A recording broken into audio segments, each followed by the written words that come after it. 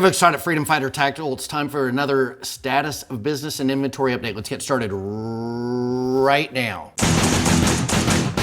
Hey folks, Todd at Freedom Fighter Tactical. I hope you are off to a great start of the week. I have been here at Freedom Fighter all summer long, just keeping the wheels turning and serving you guys as best I can. The phone number is on the website here on the video. You can call me anytime. I answer the phone pretty much 365 days of the year. In moments where I can't answer, please leave a message and I will call you back, usually 365 days a year. If I can do it, if I can't, you'll hear from me just as soon as I can call you. It's very rare that you don't hear from me within minutes. Phone number's on the website, like I said on this video. You can text me there. You can email me through the contact page on the website. And also there's a little text feature on the website. All of these methods go straight to my cell phone. By the way, be sure to hit the subscribe button down below. Hit the bell to be notified of future videos. If you're new to Benelli M4s or you're new to firearms, this is a great place to start. I've got about 300 videos in the catalog here on YouTube, helping you with the Benelli M4. Granted, a lot of those videos are status of business and inventory update, and I think a lot of them I've pulled, I've taken offline just because they're not necessary. I mean, that you can't learn much from them, and the material in them only applies to when I release the video. I started doing the status of business and inventory updates when COVID was going crazy, and I was getting constant phone calls about, you know, what's in stock and are you shipping and, you know, that sort of a thing. And I've kind of carried it on because people really like it. So I hope that if you're new, you subscribe and become part of the Freedom Fighter Tactical family. Feel free to call me. I love to chat and get to know the people that are interested in my parts. So what's going on here as we are pushing the halfway mark for August? Can't even believe it's this far into the year already, but let's just talk about what's low right now, what's getting low, what's going to be sold out soon, that sort of a thing. So starting with the oversized bolt release buttons, I'm getting very low on those. I'm trying to acquire the materials that I need to make the next round, but I've got them. Black is a little more, there's more pressure on the black than there is the NP3. So you guys with the NP3 shotguns, it's not as big of a rush to get your orders in, but the black, you know, if wanting a oversized bolt release button is what you need, you know, get them in, you know, get your order in before it's too late. I don't know how many weeks of them I have left at the current rate I'm selling them, but you know, they're probably going to be around for a few weeks before I'm sold out, and hopefully I won't be sold out. Flashlight mount on the left side, you guys are really going through those. The right side is not so much. Typically the right side people are left-handed, so naturally those are going to sell less than the left side, but I am getting low on those, and they make an excellent choice for a QD mount for your front sling point. So you're getting both. You're getting the flashlight mount and the QD point in one product. The steel and the titanium 7-round mag tubes are both getting low. The titanium take me forever and a day to get those made. The steel ones are not as bad, but I am getting low on both of them. They're beautiful, folks. It's where everyone starts. The rebuilding of this shotgun is with the magazine tube. And then my QD1s and QD2s. These, and if you go to the search feature on my website and just type in QD1 or QD2, these are the QD mounts for the stock, for the skeletonized stock, the 70085 skeletonized stock. And they're great. I actually prefer the QD1 over the QD2 because the QD1 doesn't require removal of the butt pad to install. So if you want to flip it from one side to the next and toy around with it, you don't have to remove the butt pad to install it. I'm very against removing the butt pad. I mean, during the life of the gun, you don't want to have to do it any more than you have to do it, okay? And if you've done butt pads on this gun, then you already know. You can strip the threading on the stock itself, and these stocks aren't cheap. So there's that. Benelli uses the very smallest screws lengthwise that get through the butt pad and get into the screw hole. So if you start to strip that screw hole on the outside threading, the screws aren't going to be long enough to reach in I've actually got screws that I use when I install LimbSavers. And actually I use them when I build the American stocks and I'm doing any of this work. They're a little bit longer and they're the perfect length. If they're too long, they can come out the other side of the stock and ruin the stock. So we don't want that. But they've got to be long enough to get into the hole, especially if that outside threading is just a little bit off as far as stripping. It's just not a good, the whole thing is just not good. So I recommend removing the butt pad as few times as possible. So that's why I like the QD1 a little bit more.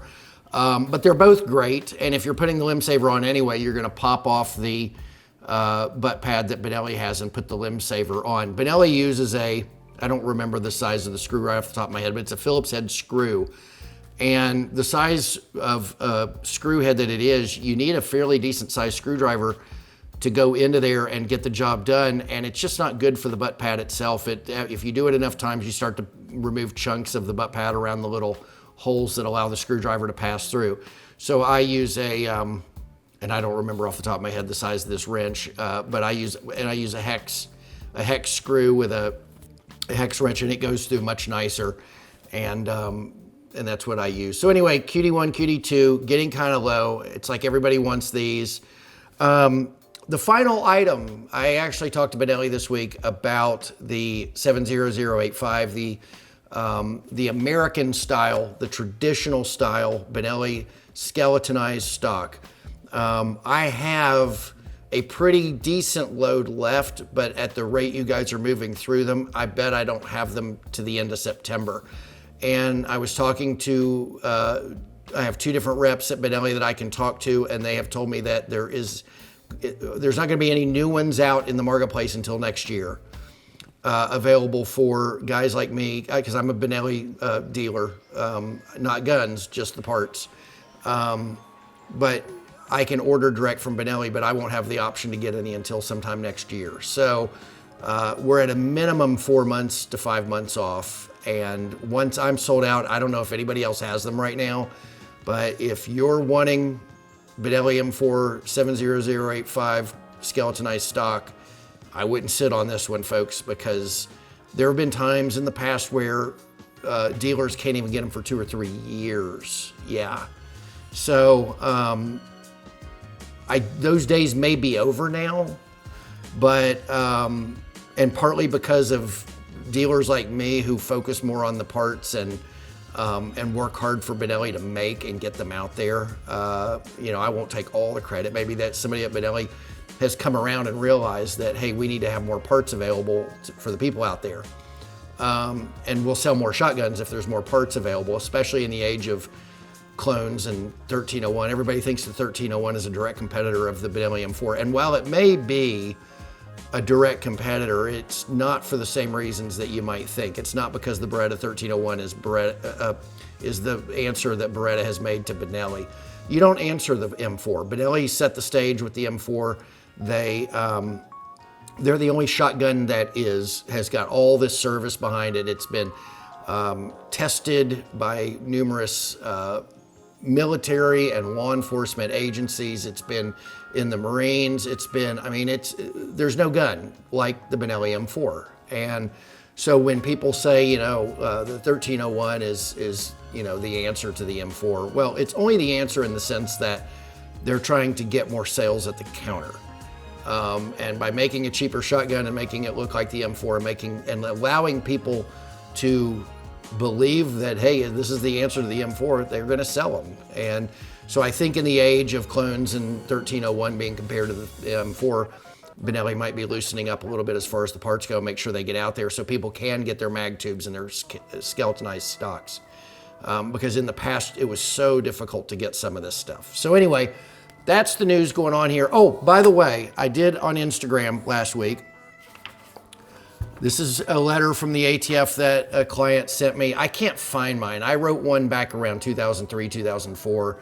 And I know I have it somewhere, but I can't find it. And I've talked about that in videos, and I've had a number of clients send me their letters. And so I redacted this letter really good. I put it over on Instagram. Freedom Fighter Tactical is the account at Instagram, but I'm gonna do a video. There's a lot of guys out there who really just don't like that I share 922R information. And you know what? One, I'm a licensed attorney. I personally feel like it would be unethical for me to sell you gun parts that could potentially put you into a realm of legal jeopardy with 922R, even if that realm is remote, than to tell you about it and give you a fair shot at adhering to the law. And that's why I've always done it. That, and it's kind of uncool. I think it's uncool for a business to sell you something that could potentially be a violation of the law and not tell you about it. And unbeknownst to you, you have an item in your safe or in your car using for home defense that if it was put under scrutiny, somebody could give you a little hassle about it. I've always said that 922R is a kind of a BS law. It's not, you know, I always said it was vague and ambiguous. It's not that it's vague and it is vague and ambiguous when you read it and you realize there's a number of different code sections and there's some ATF writings and some things that makes it, that's what makes it vague and ambiguous is that you have to jump around between various resources to kind of get a full understanding of the law. But the letter I had back in the 2000s and the letters that clients have sent me make it very, very clear. The people that don't like that I say it, they say, well, it's only for importers. Now, if you're not an importer, you don't have to worry about it. Well, the letter from the ATF has two sections. It has an import section and tells you what you can and can't import. And then it further goes on to tell you what you can and can't assemble. They wouldn't put the assemble part in there if it only applied to importers because, you know, you can either bring the gun in or you can't. And then once it's here, why are they talking about assembly on a gun that's already here if it only applies to importers? It just doesn't make any sense. And the letter says very clearly, no person shall assemble. It's not no importer shall assemble, it's no person shall assemble. And it couldn't be more clear than, you know, shall not be infringed. And the same people that say that it only applies to importers will jump up and down and wonder why there's people out there who don't understand shall not be infringed, but yet these people can't understand that it says no person shall. I mean, it's really quite amazing the debate that goes on about this. I think we can all universally agree that gun laws suck. We want less of them. We don't want them to be out there. We don't, I mean, I've always said 922R is more of a finger in the eye of the gun owner just because they can do it. Then it may, I mean, there's, you know, customers call me up and they're looking for logic and reason in this thing.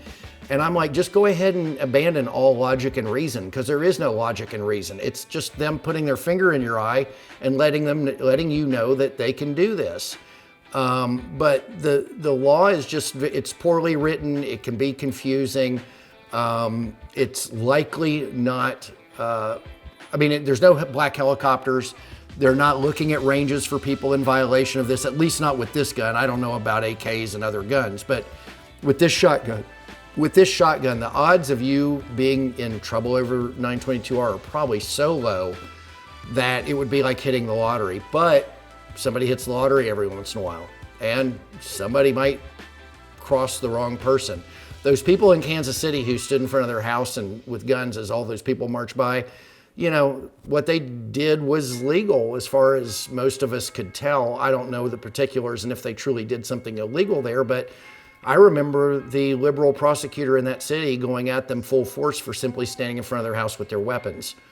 So you just never know who you're going to be dealing with. I'm going to be doing a video on this letter and talking about it more. And, you know, I want to make sure you guys get a clear picture of what you all do. I don't care if you adhere to 922R or not. It's none of my business.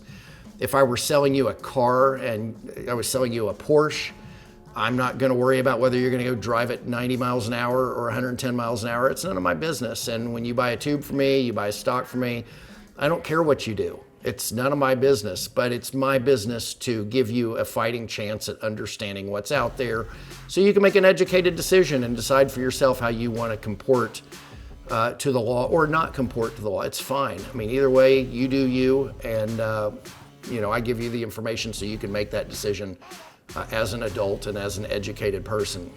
So anyway, hey, that's all I've got to share with you guys today. I hope you all have a great week. I'm gonna try to ramp up these videos again. I have kind of taken the summer off, but it's time to start talking to you guys again and sharing with you thoughts. And be sure to leave a comment down below, hit the subscribe button, hit the bell so you're notified of future videos.